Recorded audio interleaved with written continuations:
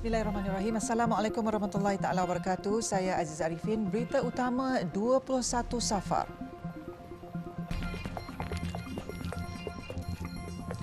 Kebenaran laksana ibadah umrah sedang diteliti Kementerian Kesihatan dan MKN. Juga air sungai bertukar keruh, petanda amaran agar elak aktiviti mandi sungai.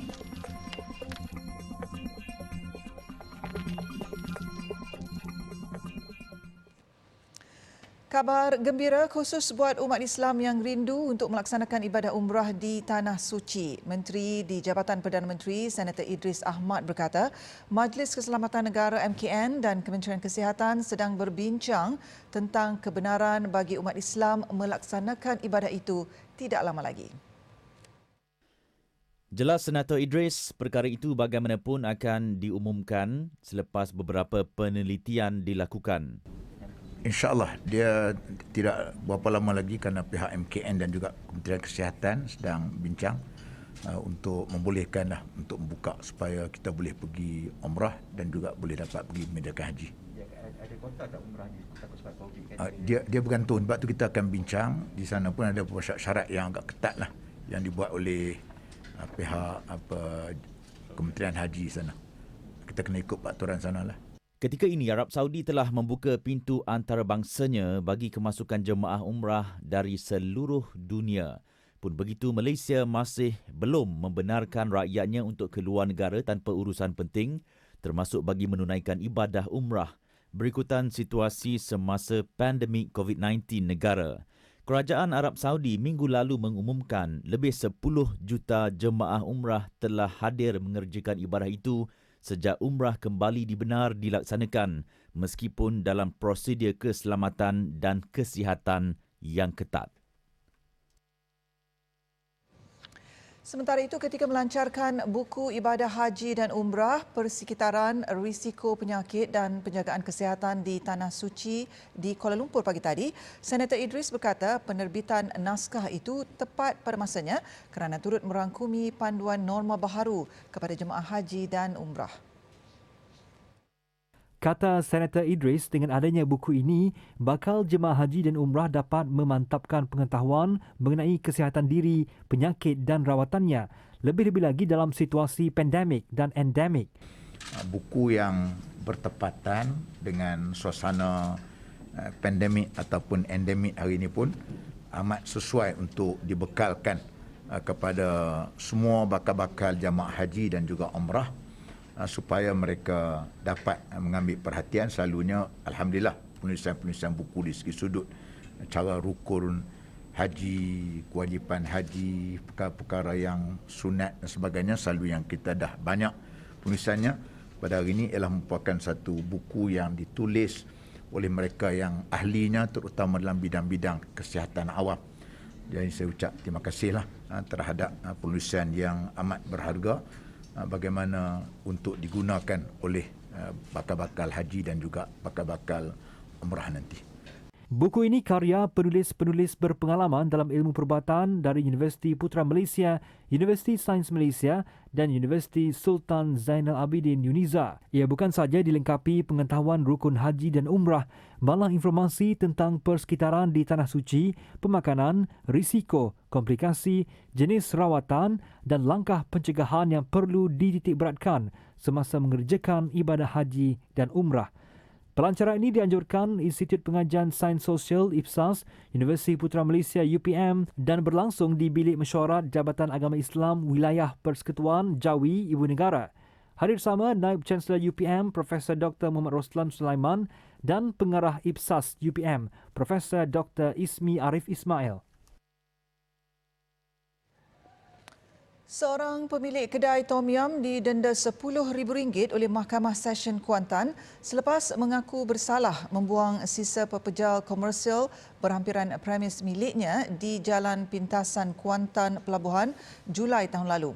Orang kena zaman OKS Muhammad Zuhairi Razali membuat pengakuan itu selepas pertuduhan dibacakan di hadapan Hakim Muhammad Kafli Cik Ali. Berdasarkan kertas pertuduhan, pemilik restoran itu melalui pekerjanya didakwa melakukan kesalahan terbabit pada jam 12.40 pagi 21 Julai 2020. Pendakwaan dijalankan mengikut Seksyen 71-1 Akta Pengurusan Sisa Pepejal dan Pembersihan Awam 2007. Pesalah boleh dihukum mengikut Seksyen 71-8 Akta yang sama. Sabit kesalahan, pesalah boleh didenda tidak kurang RM10,000 dan tidak melebihi RM100,000 atau dipenjara tidak kurang 6 bulan dan tidak lebih 5 tahun atau kedua-duanya. Pendakwaan dijalankan Pegawai Pendakwa Perbadanan Pengurusan Sisa Pepejal dan Pembersihan Awam SW Corp Pahang, Muhammad Fadli Syam Ramli, manakala tertuduh tidak diwakili peguam. Sebelum itu, Muhammad Zulhairi merayu agar mahkamah mengurangkan hukuman denda memandangkan kerja-kerja pembersihan di kawasan pembuangan sisa sudah dilakukan. Bagaimanapun, Muhammad Fadli meminta mahkamah menjatuhkan hukuman setimpal dengan mengambil kira faktor kepentingan awam, alam sekitar serta aduan daripada masyarakat.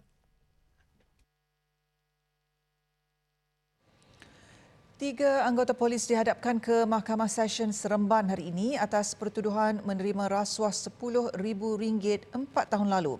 Tertuduh Vincent Yap, 54 tahun yang berpangkat sarjan dan dua lagi tertuduh berpangkat korporal iaitu Muhammad Khairum Yahya, 32 tahun dan Zulkifli Halim, 40 tahun, bagaimanapun mengaku tidak bersalah di hadapan Hakim Madiha Harullah selepas kertas pertuduhan dibacakan. Mengikut pertuduhan, kesemua tertuduh yang bertugas di bahagian siasatan jenayah Ibu Pejabat Polis Daerah Jempol Negeri Sembilan didakwa telah secara rasuah menerima satu suapan iaitu wang tunai daripada seorang lelaki sebagai dorongan untuk menukar seksyen kesalahan dilakukannya kepada lebih rendah di bawah Akta Dadah Berbahaya 1952. Perbuatan itu dilakukan di Pondok Polis Palong 12, Jempol pada 17 Oktober 2017. Berikutan itu, kesemua tertuduh didakwa mengikut Seksyen 16(A)(B) Akta Suruhanjaya Pencegahan Rasuah Malaysia SPRM 2009 dan boleh dihukum mengikut Seksyen 24(1) Akta sama serta dibaca bersama Seksyen 34 Kanun Keseksaan. Jika sabit kesalahan, tertuduh boleh dipenjara maksimum 20 tahun dan dikenakan denda tidak kurang 5 kali ganda jumlah nilai suapan atau RM10,000 mana-mana yang lebih tinggi. Terdahulu, Timbalan Pendakwa Raya Muhammad Azrif Firdaus Muhammad Ali menawarkan jaminan sebanyak RM10,000 kepada semua tertuduh. Menteri di Jabatan Perdana Menteri Senator Idris Ahmad menyangkal dakwaan kononnya berlaku tindakan kekerasan ke atas usahawan kosmetik Muhammad Sajjad Kamaruzzaman.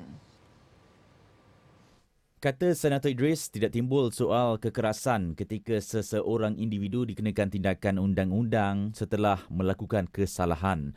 Sebaliknya, ia adalah satu proses siasatan yang perlu dilengkapkan.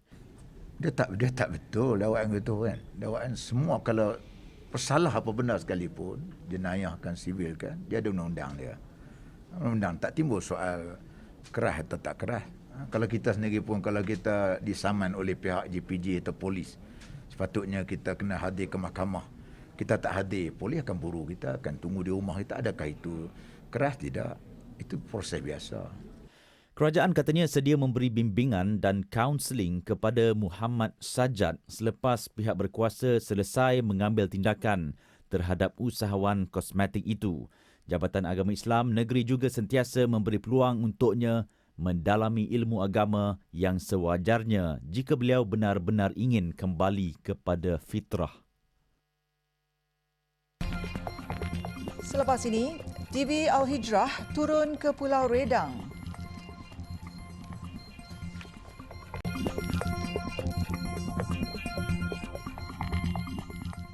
Alhamdulillah, bertemu kembali. Tragedi lemas akibat kepala air di sungai-sungai kerap berlaku terutamanya ketika musim tengkujuh.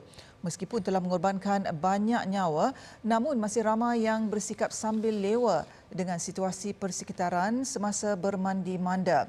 Susulan peralihan monsun yang dijangka bermula hujung bulan ini, orang ramai diingatkan berwaspada dan jangan biarkan kegembiraan berkelah bertukar menjadi pengalaman ngeri. Wartawan Hanisa Hasanuddin melaporkan.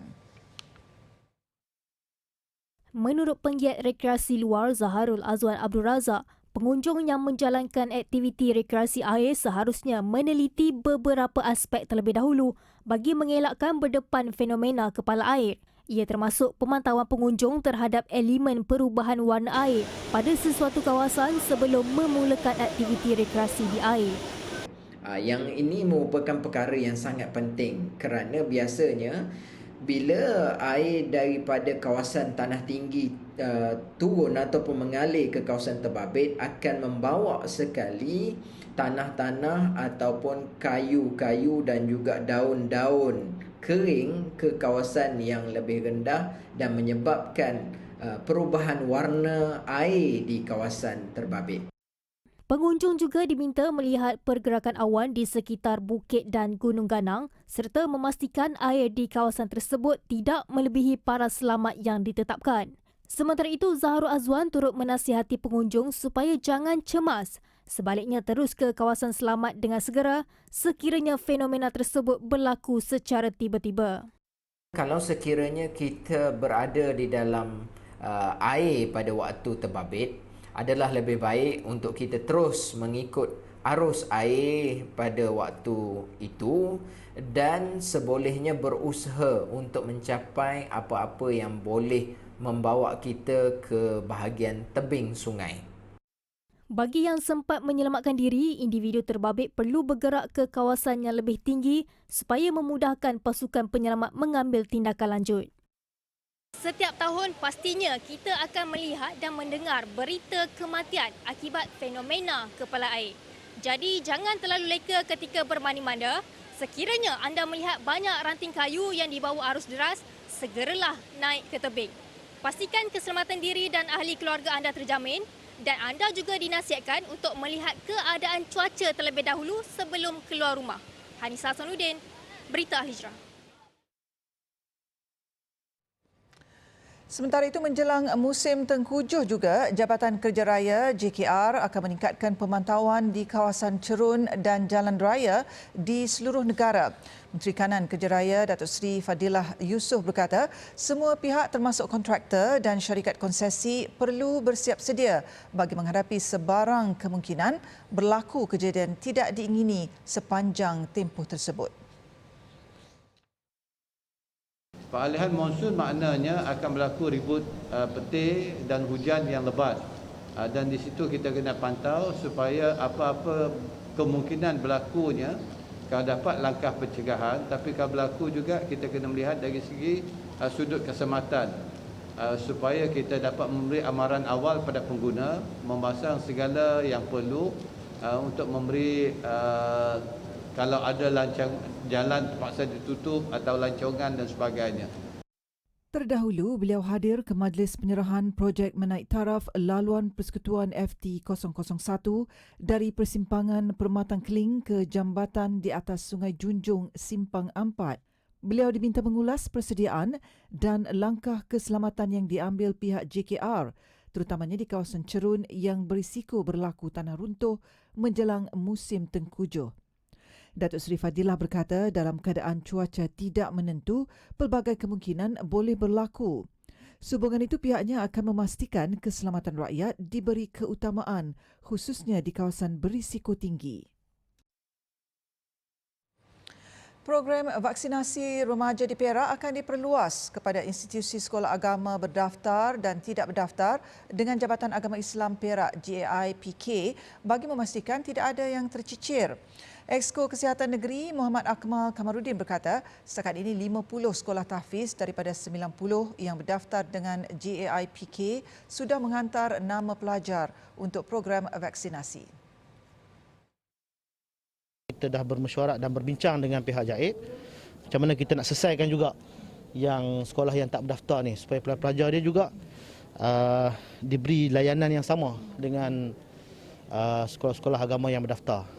Dan juga kita minta kerjasama lah pengetua sekolah-sekolah agama dan sekolah-sekolah lain supaya termasuk yang tak berdaftar memberi kerjasama yang baik, hubungi pihak JAIB untuk proses vaksinasi ini.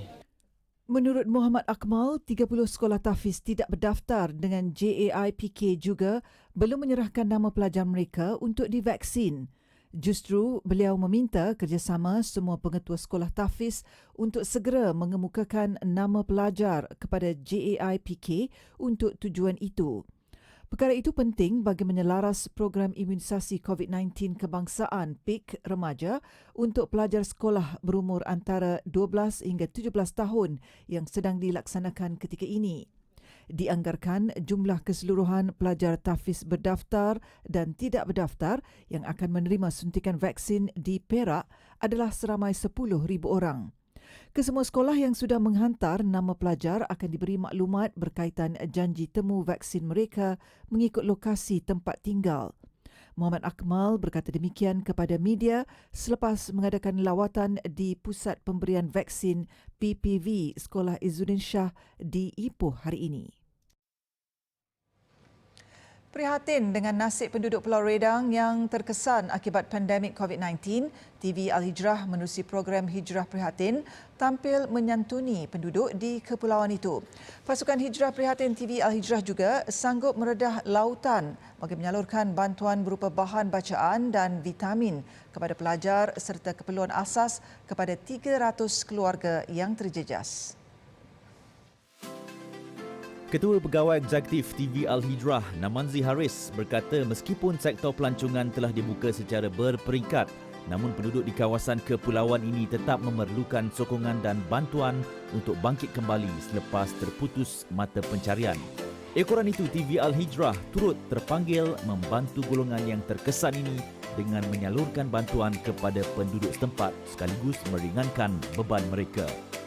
So, hari ini kita menyantuni masyarakat yang terkesan di luar daripada Lembah Kelang. Kebanyakan program banyak kita buat sebelum ni di area Lembah Kelang.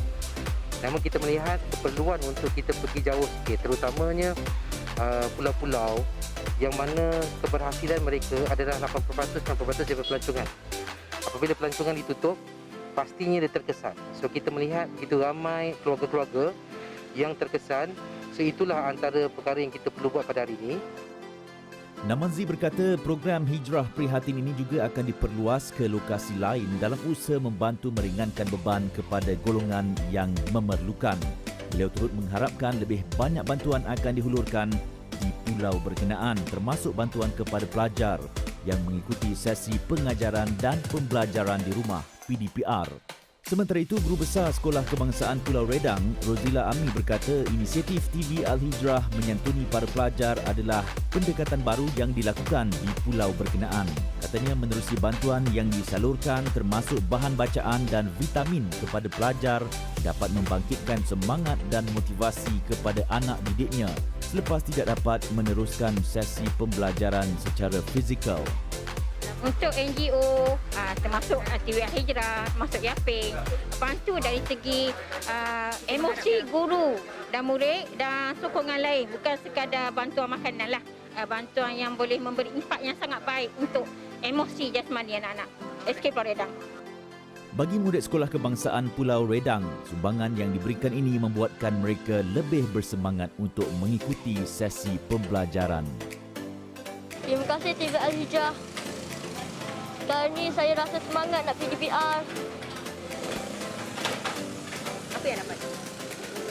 Saya dapat buku cerita dengan vitamin. Terima kasih TV Al-Hijrah.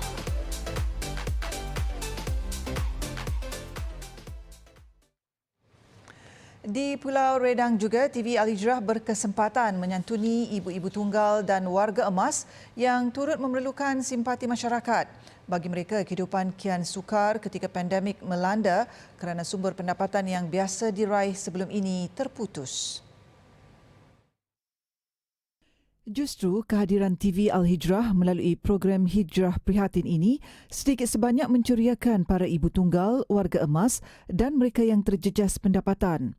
Rata-rata penerima bantuan hijrah prihatin yang ditemui melahirkan rasa terharu namun berterima kasih kerana rombongan TV Al-Hijrah sanggup menempuh perjalanan jauh semata-mata mahu menyampaikan bantuan kepada mereka. Bagi mereka, bantuan yang diterima sedikit sebanyak meringankan beban dan melegakan mereka yang majoritinya bergantung kepada sektor perlancongan. Oh memang susah nak akan lah. Tak nunggu anak-anak tu tak boleh nak kerja. Gitu je lah. Kalau anak-anak boleh kerja macam ke tidak COVID gini ni, kita boleh kok tutupan makan dia olo-olo. Gitu lah. Bantuan ni? Bantuan pun kita ucap berterima kasih lah banyak. Ada bantuan ni kan ingatlah. Tak ada apalah. Kadang-kadang mau kalau tak ada bantuan pun, tak nak makan kok apa 3 bulan kedai lah. Boleh piti pak, boleh piti Medan 300 bulan. Bayar piti orang baik ni, api air tak terbayar lagi ni. Api 500, air 300 tak terbayar. Nak bayar macam mana? Tak cukup Medan 300 pada makan. Menerusi program Hijrah Prihatin, sebanyak 300 bantuan keperluan asas disalurkan kepada 300 keluarga di Pulau Peranginan ini.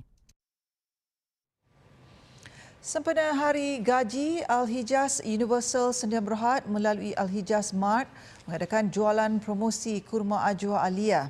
Pengarah urusannya Muhammad Mursyid Abu Hassan berkata, promosi terhad itu diadakan khusus untuk penonton TV Al-Hijrah. Harga promosi sempena Hari Gaji sehingga 10 malam hari ini sahaja. Beli 1 kg kurma ajwa Aliyah, dapatkan 4 kotak 250 gram kurma ambar daripada Madinah. Beli 1 karton susu kurma ajwa Aliyah yang kami buat khas untuk anda, ada halal, LGMP dan sebagainya, free party kurma ajwa Aliyah juga. Dan beli 3 coklat Helis dan dapatkan 2 coklat Helis. Coklat Helis ni tuan-tuan, kita import khas daripada Turki, alhamdulillah.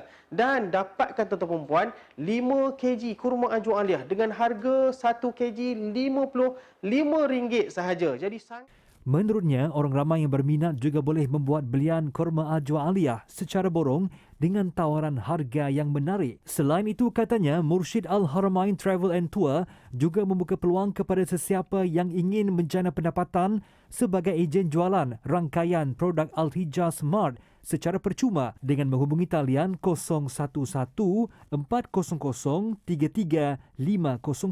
Manakala bagi yang berminat untuk mendapatkan kurma ajwa Aliyah ini dan promosi yang sedang berlangsung, boleh hubungi 010 947 5176, layari laman web mart.alhijaz.com.my atau imbas QR code yang tertera. Maklumat lanjut, layari laman Facebook dan Instagram Mursyid Al-Haramain Travel. Selepas ini, tempoh hari ditampar, kali ini dibaling telur.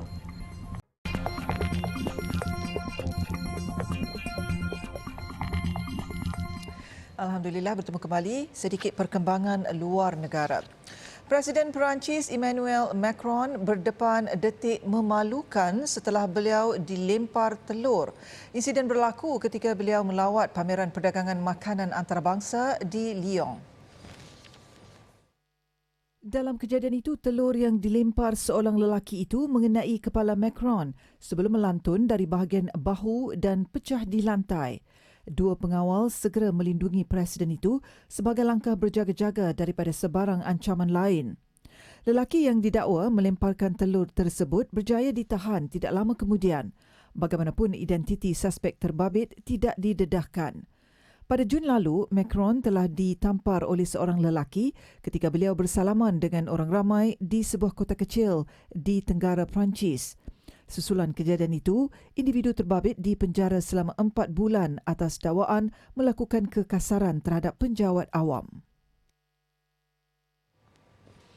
Sekumpulan pendeta dan penganut Yahudi berhimpun di New York, Amerika Syarikat sebagai membantah kehadiran Perdana Menteri Wilayah Haram Israel, Naftali Bennett. Kumpulan Yahudi pro-Palestin itu turut menyangkal kewujudan Israel dan membantah intipati ucapan Bennett pada Perhimpunan Agung Pertubuhan Bangsa-Bangsa Bersatu PBB. Kumpulan ini memegang sepanduk pro-Palestin dan anti-Israel. Antara kata-kata yang dipaparkan, Israel tidak mewakili Yahudi seluruh dunia. Yahudi mengutuk penubuhan wilayah haram Israel dan Israel bukan negara yang disokong Yahudi. Sebahagian besar mereka turut memakai maflar tentera warna dan bendera Palestin. Bennett berada di New York pada hari-hari terakhir Perhimpunan Agung PBB ini. Pada persidangan ini, banyak ucapan pemimpin negara turut menyentuh tentang konflik Palestin-Israel termasuk Malaysia. Presiden Palestin Mahmud Abbas turut memberikan tempoh setahun kepada Zionis untuk berundur dari kawasan-kawasan yang dijajah.